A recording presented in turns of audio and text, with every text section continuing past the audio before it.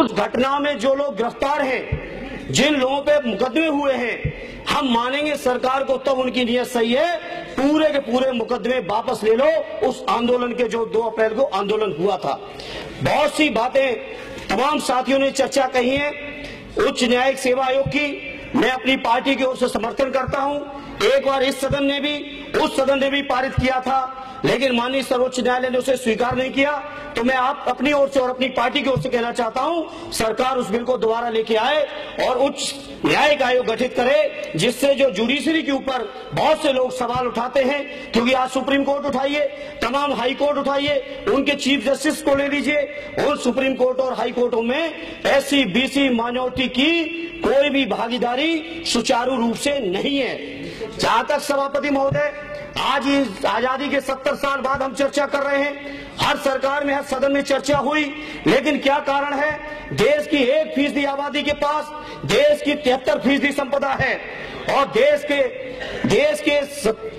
99% लोगों के पास केवल 27% संपदा है। उसका कारण यही है, आजादी से लेकर आज तक बंटवारे में कहीं न कहीं भेदभाव हुआ है, अन्याय हुआ है, अत्याचार हुआ है।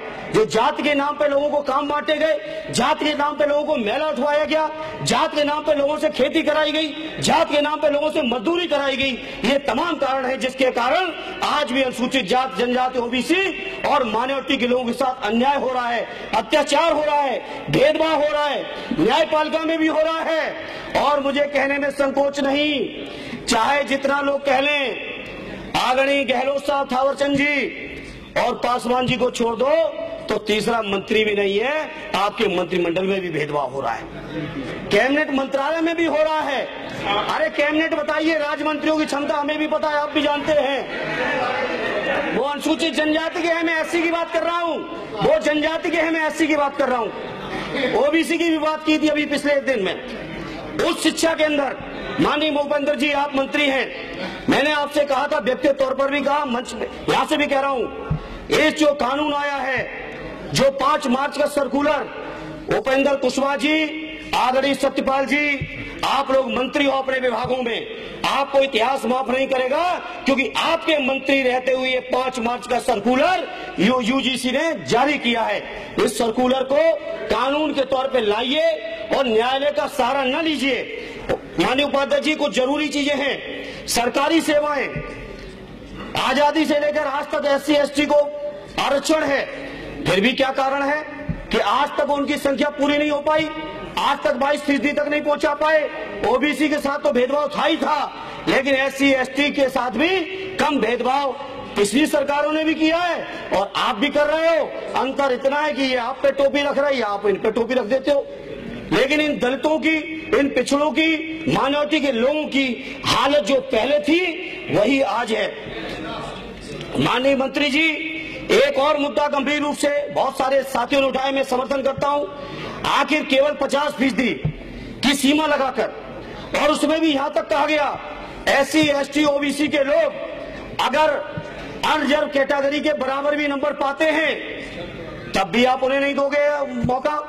तो इसका मतलब सीधी बात है, जैसा मैंने कहा, 80% लोगों के लिए, 85% लोगों के लिए आपने 50% निर्धारित कर दिया और बचे हुए 15% लोगों को अलग से 50% आरक्षण दे दिया। इतना डायरेक्ट, इतना अन्याय, इतना भेदभाव, इतना शोषण, इतना अत्याचार दलितों के साथ, पिछड़ों के साथ, अल्पसंख्यकों के साथ हो नहीं सकता। उपाध्यक्ष जी, ऐसे उपाध्यक्ष जी, बहुत सारी घटनाएं हुई, चाहे सहारनपुर की घटना उठाइए, चाहे ऊना की घटना उठाइए, फरीदाबाद की घटना उठाइए, जयपुर की घटना उठाइए, इन रोहित वेमुला जी की हरियाणा की घटना उठाइए।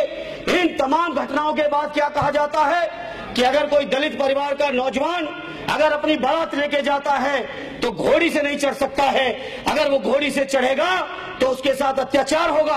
बाबा साहब भीमराव अंबेडकर की बहुत बातें की आपने, लेकिन बाबा साहब भीमराव अंबेडकर की जयंती मनाने का काम जब सहारनपुर के एक दलित गांव में किया जा रहा था तो क्यों सहारनपुर के लोग, वहां की पुलिस, वहां का प्रशासन, यहाँ जो सांसद हैं सहारनपुर से, इन तमाम लोगों ने मिलकर दलित लोगों के साथ अत्याचार, अन्याय ही नहीं किया। आज तक वो लोग जेल में पड़े हुए।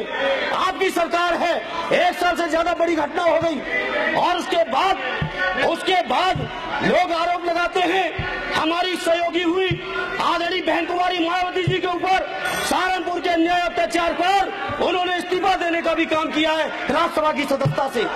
ये आप अत्याचार करोगे, आप ही कुछ भी करोगे, आप जो चाहोगे सहारनपुर पे जवाब दे दो, खड़े हो जाओ, जवाब दे दो सहारनपुर पे जवाब दे दो। क्या हुआ हाथरस के अंदर? दलित परिवार का नौजवान केवल दूल्हा बन के जाना चाह रहा था, क्षत्रिय समुदाय के लोगों ने उसको जाने नहीं दिया। ये हुआ अत्याचार, ये अन्याय, ये सोच बदलने की जरूरत है। हमारे मुख्यमंत्री जी बंगला खाली करते हैं, उस बंगले को आप गंगा जल से धुलवाते हो। और तो और अध्यक्ष जी, उपाध्यक्ष अभी थैंक यू अभी उपाध्यक्ष जी, एक हफ्ते पहले उत्तर प्रदेश के जनपद हमीरपुर में भारतीय जनता पार्टी की दलित महिला विधायक एक मंदिर में चली जाती हैं तो मूर्तियां संगम में जाती हैं। इनकार कर दो, संगम में गई मूर्तियां, जब दलित महिला मंदिर में नहीं जा सकती, दलित मंदिर में नहीं जा सकते, दलितों का भोजन आप नहीं कर सकते, तब आप दलितों की वाहवाही करने क्यों आए हो? समाजवादी पार्टी इस बिल का भी समर्थन करती है। Thank you, Honorable Deputy Speaker, for giving me this opportunity. Thank you, Honorable Deputy Speaker, for giving me this opportunity to speak.